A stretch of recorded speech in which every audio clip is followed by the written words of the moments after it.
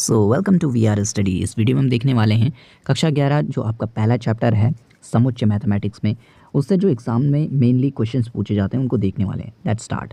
तो पहला क्वेश्चन हमारे पास है, यहाँ पर है कि मान लीजिए कि यू एक यहाँ पर सेट दिया गया है, ठीक है, एक सेट दिया गया है यू, फिर ए एक और सेट दिया गया है और बी एक और सेट दिया गया है। तो अब हमें ए डैश और बी डैश निकालना है। इस ए डैश और बी डैश को कहते हैं पूरक, तो यानी हमें पूरक ज्ञात करना है। सो नाउ अब कैसे हमें ये करना है, तो तुम देखोगे ए डैश और बी डैश को निकालने के लिए सबसे पहले तो यू जो हमारे पास यहाँ पर पूरा दिया गया है, ए डैश और बी डैश का मतलब होता है ऐसे सेट आपको बनाने जो ए में नहीं है या बी में नहीं है। जैसे ए में 2 4 6 है तो आपको अब वो लिखना है जो इसके अलावा यू में है, ठीक है। यहाँ पर आप देखोगे ए डैश में लिखा हुआ है 1 3 5 7 8 9, क्योंकि ये ए में नहीं है।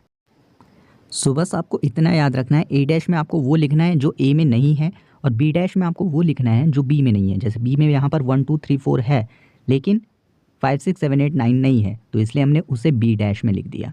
तो बहुत ही ईजी है, बस आपको इतना याद रखना है और इसे कहते हैं पूरक समुच्चय। इसके बाद सेकंड क्वेश्चन हमारे पास है कि मान लीजिए ए यहाँ पर समुच्चय दिया है, बी भी दिया है, तो ए इंटरसेक्शन बी हमें निकालना है या ए उभयनिष्ठ बी। अब देखो ए उभयनिष्ठ बी, इसका मतलब होता है ऐसे अवयव आपको लिखने हैं सेट बना के जो ए में भी है और बी में भी है। कॉमन अवयव आपको लिखने हैं। जैसे आप देखोगे ए में से 1 में से 9 तक ए में तो सारे हैं, बी में लिखा हुआ है 2 4 6 8। तो अब यहाँ पर 2 4 6 8 ये दोनों में है, ए में भी लिखे हुए हैं और बी में भी लिखे हुए हैं, तो उनका हमने सेट बना दिया ए यूनियन बी 2 4 6 8। सो बहुत ईजी है, ये वाला क्वेश्चन भी काफ़ी बार आता है एग्जाम में। जो ए में भी है और बी में भी है, जो दोनों में कॉमन है, उनका आपको एक सेट बनाना है, उसे कहते हैं हम ए इंटरसेक्शन बी। और ऐसी और वीडियोस के लिए सब्सक्राइब ज़रूर करें। इसके बाद थर्ड क्वेश्चन हमारे पास, मान लीजिए कि ए यहाँ पर एक सेट दिया है, बी भी एक सेट दिया है, तो ए यूनियन बी निकालना है। अब देखो इससे पहले हमने इंटरसेक्शन देखा था, अब हमारे पास यूनियन है, तो यानी ए यू बी, इसे यूनियन कहते हैं।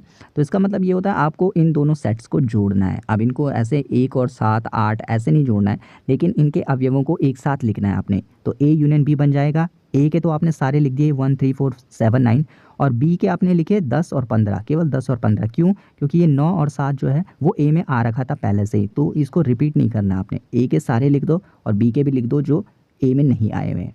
बहुत ही ईजी है। इस तरह के क्वेश्चन में बस आपको ये ध्यान रखना है कि आपको रिपीट नहीं करने हैं। इसके बाद चौथा क्वेश्चन हमारे पास, समुच्चय हमारे पास एक दिया है -1, 0, 2, तो इसके सभी उप समुच्चय लिखिए। अब देखो उप समुच्चय किसे कहते हैं, तो यहाँ पर जो भी एक समुच्चय आपके पास दिया हो उसमें जो भी अवयव लिखे हैं उनको आपको एक सेट के रूप में लिखना है।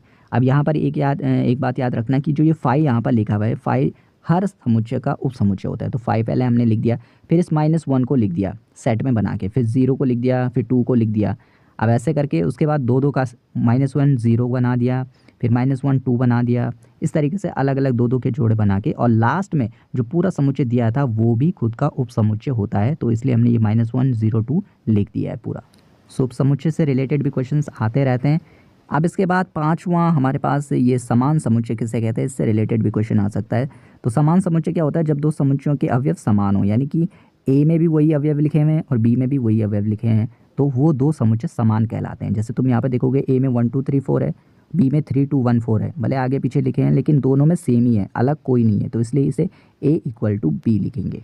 सो लगभग इसी तरीके के क्वेश्चंस एग्जाम में पूछे जाते हैं इस चैप्टर से। सो इस तरीके के और क्वेश्चंस तुम प्रैक्टिस कर सकते हो। और इसकी नेक्स्ट वीडियो में हम देखेंगे सेकंड जो चैप्टर है उससे रिलेटेड टॉप 5 इंपॉर्टेंट क्वेश्चंस। सो उसके लिए चैनल को सब्सक्राइब ज़रूर करें। सी इन नेक्स्ट वीडियो।